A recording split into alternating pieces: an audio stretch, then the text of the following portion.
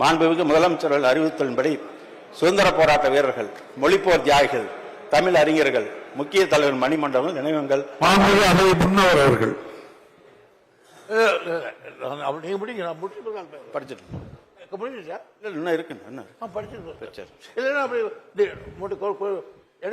சொல்லிடுறேன்.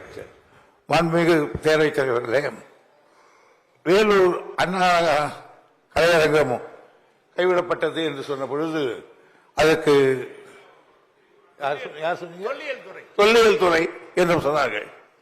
புதியதாக கட்டுவது என்றால் தான் தொல்லியல் துறையுடைய பர்மிஷன் வேணும். நாங்கள் என்ன சொல்கிறோம் என்றால், நகரத்தினுடைய மைய பகுதியில் அது இருக்கிறது. அந்த அதே சீர் பண்ணி அதை ஒரு டவுன் ஹால் மாதிரி வச்சுக்கிட்டோம்னா அரசாங்க விழாக்கள் நடத்துவதற்கு ஒரு இடம் கிடையாது எங்களுக்கு வேலூர்ல. பொதுவாக நடத்துவதற்கும் இதுவா இருக்கும். ஆகையினால் புதியதாக கட்டுவதற்கு தான் தொல்லியல் துறை தேவைப்படும். இருப்பதை ரிப்பேர் செய்து வைத்துக் கொள்வதற்கு அந்த கட்டிடத்தை இடின்னு சொல்லவன் அதை ரிப்பேர் பண்ணி வச்சுக்கிட்டாக்கா உதவும். ஆகையினால் தான் மாண்புமிகு நம்முடைய அமைச்சர் அவர்கள் அது இந்த கைவிடப்பட்டது என்றதை விட்டுடணும். ஏன்னா நீங்க விட்டுட்டீங்கன்னு வச்சுக்கோ, நான் பரம்பி கொண்டு விட்டுருவேன் உங்களுக்கு. கைவிட வேண்டும். ஆகையால் கைவிட்டு என்றதை கைவிட்டு விட்டு அண்ணா கலைஞரை கட்டித்தர வேண்டும். தொல்லியல் துறையில லிஸ்ட்ல இருக்கக்கூடிய எந்த கட்டிடங்களாக இருந்தாலும் ரெனோவேஷன் பண்ணாலும் அதுக்கு மாநிலம் முழுதுக்கும் 1-2 அதிகாரிகள் இருக்காங்க.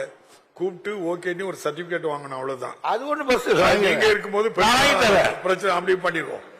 அதனால அந்த தமிழ்நாட்டுக்கு தானே மந்திரி, வேலூருக்கு மட்டும் மந்திரி மாதிரி பேசுறாரு என்ன? மாண்புமிகு நிதித்துறை அமைச்சர் அவர்கள் அதான் மாண்புமிகு பேரவைத் தலைவர்களே, நான் நிதித்துறை அமைச்சராக போய் நிற்கவில்லை.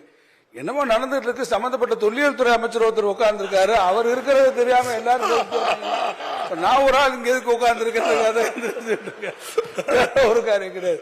நீங்க சரியாக சொன்னதை பார்த்து ப்ரொடெக்டட் மானுமெண்ட்ஸா இருந்தா அது திருப்பி ரெஸ்டரேஷனாக இருந்தாலும், புதுசா என்ன ரெஸ்டரேஷனுக்கு நீங்க போறதா இருந்தாலும் இதுவா இருந்தாலும் அதுக்கான அனுமதி வேணும். இன்னும் கூட சொல்லணும்னா அதுல இருந்து ஒரு குறிப்பிட்ட தூரத்துக்கு நீங்க போனீங்கன்னா ரெகுலேட்டட் ஏரியா இருக்கு.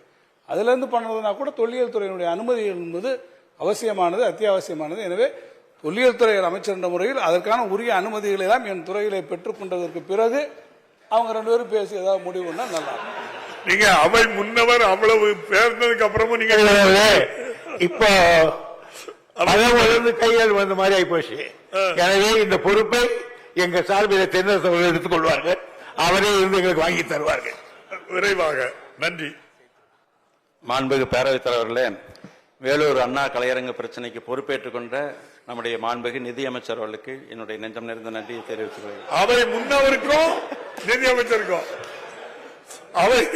நிதி அமைச்சர் அவர்கள்.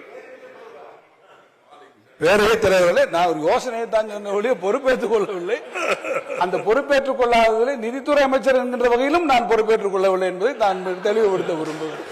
இல்ல, நீங்க அவை முன்னவருக்கே பொறுப்பேற்க முடியலன்னா இது நியாயமா? மாண்புமிகு செய்தித்துறை அமைச்சர். மாண்புமிகு பேரவைத் தலைவர்களே, அந்த பிரச்சனையை பொறுத்தளவு உச்ச நீதிமன்றம் அவை முன்னவர் 2 அமைச்சர் நீரின்று அமையாது உலகு. மாண்புமிகு பேரவைத் செய்தித்துறை அமைச்சர்